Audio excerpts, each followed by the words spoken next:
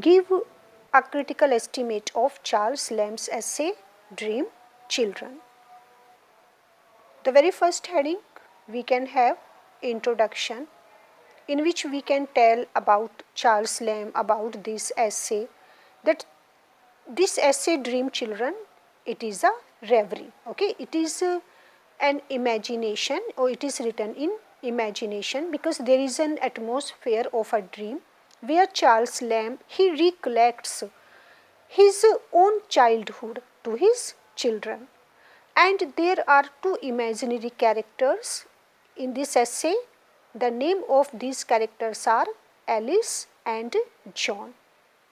Right? These two characters are imaginary characters or dreamy characters, and they don't have an existence in reality, but they are the imagination of Charles Lamb himself, and he himself has named these imaginary characters as Alice and John.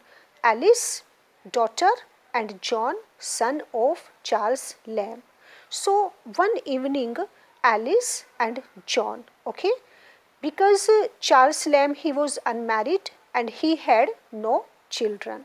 So John and Alice are Lamb's dream children, because in reality Lamb had no children as he was unmarried. So one evening what happened, that both children, as Charles Lamb was imagining, both children, they came to their father. And who is the father? Charles Lamb himself is supposing to be the father of these imaginary kids. And children always love to hear the stories from their father, from their mother, from their elders. And now both Alice and John, they also came to Charles Lamb to hear from him an account of their elders. So this essay is an autobiographical essay, because here Charles Lamb himself is the subject. And now Lamb, he told them, Alice and John, his imaginary kids, he tells them about what? About their elders, especially about his grandmother, Mrs. Sarah Field. And now the grandmother of Charles Lamb was their great grandmother Field. Now she was, Field was the name of Charles Lamb's grandmother, and now she was the great grandmother of Alice and John. So now Charles Lamb, he starts to tell a story about his grandmother Mrs. Field to his imaginary children Alice and John, and what all he tells to them, because it is an autobiographical essay, so he tells them everything about their great grandmother Field, about their uncle John Lamb, and even about their mother Alice Winterton. Alice Winterton, who has been the beloved of Charles Lamb, but he could not marry her because of some personal reason. So now Alice and John, they are told about Mrs. Field, about John Lamb, and even about their mother Alice Winterton. Now the story is started with the big house, when Charles Lamb told these children that their great grandmother Field, she lived in a very big house, and that big house was in Norfolk. In spite of having its charge only, she was not the owner of that house, but she was having only its charge, and she lived in that house in such a way as she herself was the owner of that house. So that was the respect, that was the prestige of Mrs. Field, that she remained there just like an owner, but she maintained the dignity of the house. The house was very big, and now it was the responsibility, it was the duty of Mrs. Field to maintain the dignity of that great house. It was an old house with a wooden chimney. On the chimney there was carved a story, okay, on the chimney, on the wooden chimney, there was inscribed a story, and that was a full story in the form of a song or in the form of a ballad. And that was the story, The Children in the Wood. The Children in the Wood was the name of that full story, which was carved on that wooden chimney in the big house. But Charles Lamb tells to Alice and John, but a foolish rich man who purchased the house and replaced the wooden chimney with ballad by a marble one with no ballad on it. And the story, now it was replaced by a marble, because there was a story on the wooden chimney, but it was replaced by a marble, and now there was no story carved on this marble. So next Charles Lamb tells John and Alice about their great grandmother, Mrs. Sarah Field. The full name was of Mrs. Field, Mrs. Sarah Field, who was in reality the grandmother of the essayist Charles Lamb. So here we find it is a personal essay or it is an autobiographical essay. Charles Lamb tells them that their great grandmother Field, she was a very religious minded lady, she was a very pious woman, and she was very kind hearted. She was loved and she was respected by all. Okay, whoever met her, he respected her and he loved her very well because she was very loving. And when she died, who died?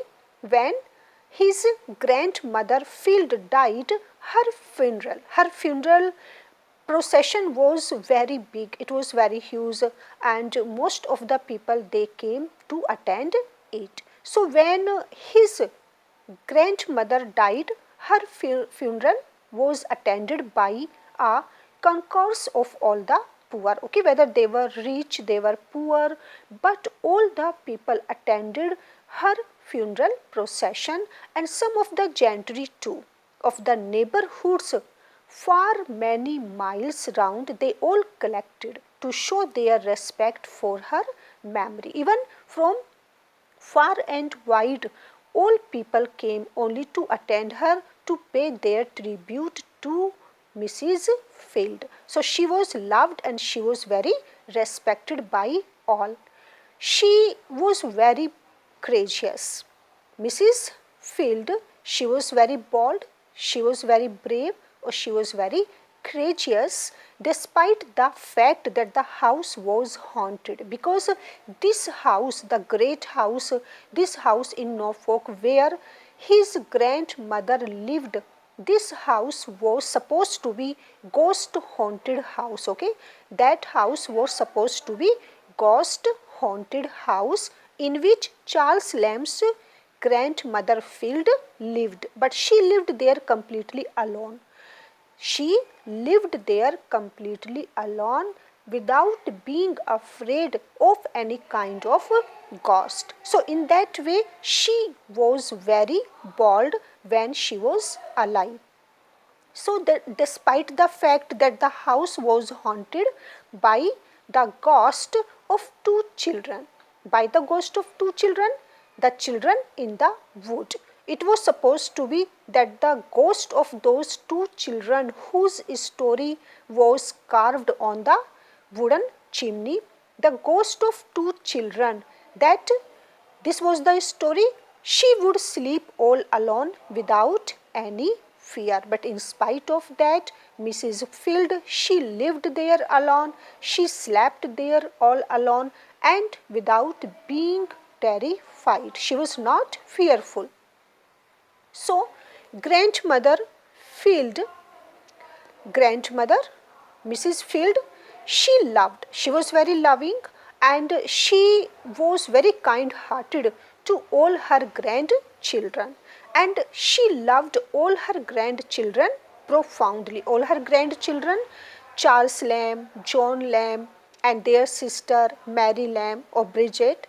So now their grandmother Field, she was very kind hearted and she loved all of them she would invite all of them to the great house to enjoy their holidays. And when Charles Lamb or John Lamb, whenever they had holidays, they used to spend that time in the big house of Mrs.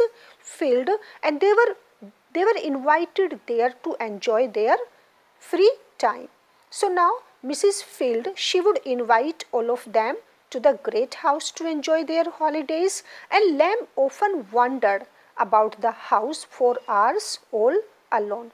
And Charles Lamb, he is a lover of past time, past days. He always recollected the sweet memories of his past.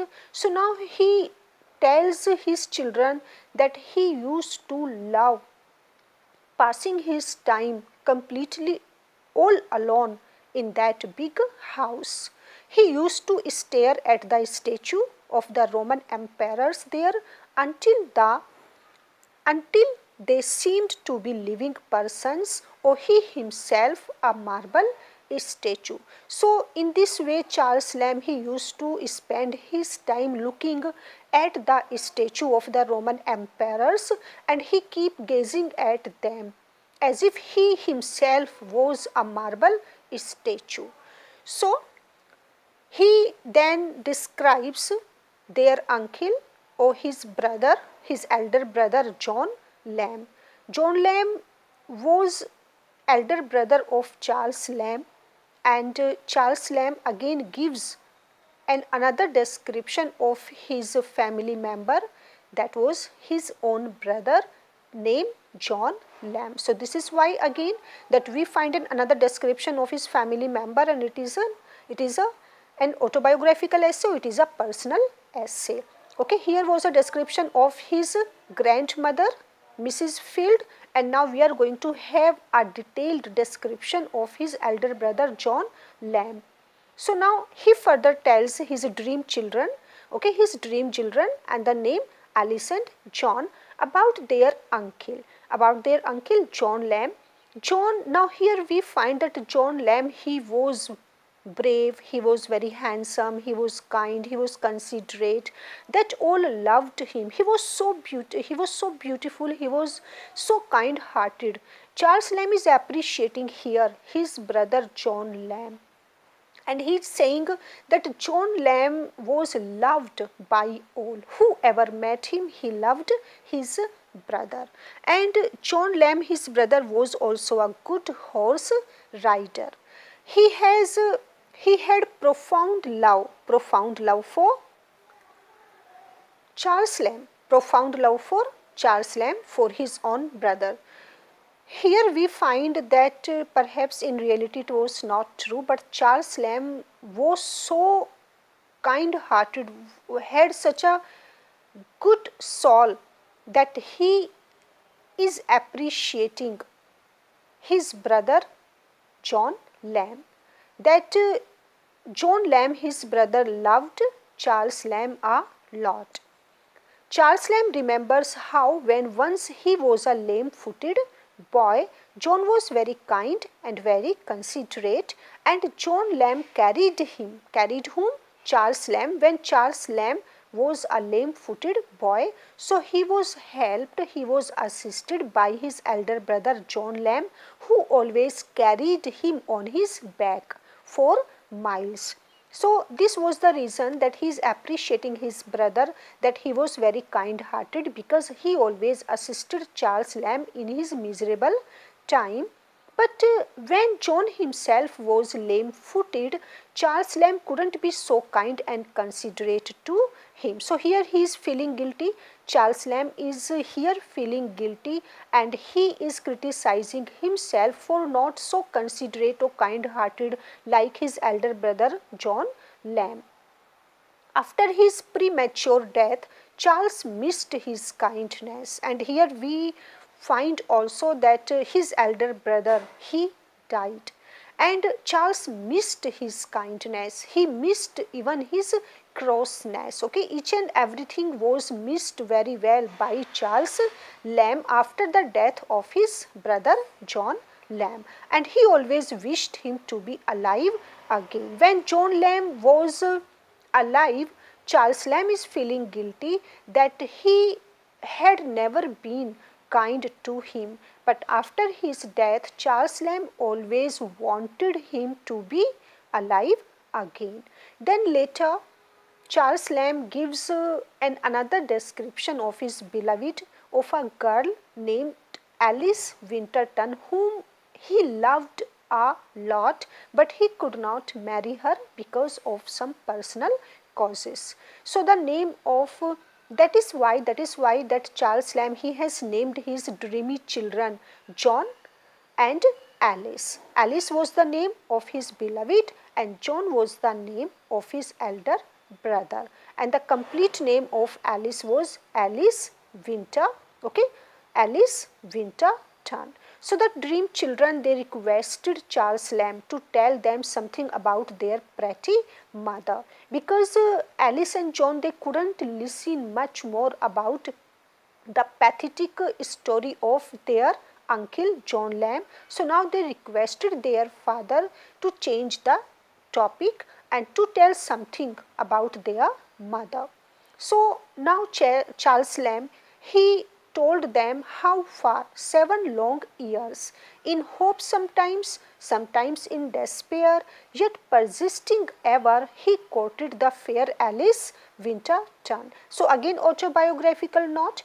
Charles Lamb, very frankly, he describes in detail that for 7 long years he was very hopeful that one day he will marry his beloved Alice Winterton. And sometimes he was in despair, sometimes he was in hope, but always he tried his best to marry Alice Winterton. Alice, in the meantime, he observed that his daughter resembled her mother very much, and he started at her, he stared at her face when Charles Lamb was telling the story of their pretty mother, that how much hopeful or desperate he had been for their mother.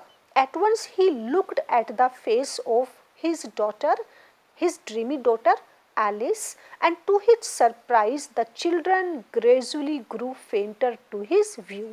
Why they grew fainter to his view? Because they were not real children, they were dreamy children, they were imaginary children, and now they were growing fainter with the passage of time, or by and by. So gradually they were being fainted to the view of Charles Lamb. So dream children Alice and John, now they both disappeared. They disappeared gradually, and dream children seemed to move backwards to the fancy, to the imagination back, because they were not real, and they seemed to be saying, we are not of Alice, okay, we are the children not of Alice, no of thee, no are we children at all. We are not children because we are only your imagination, your dream.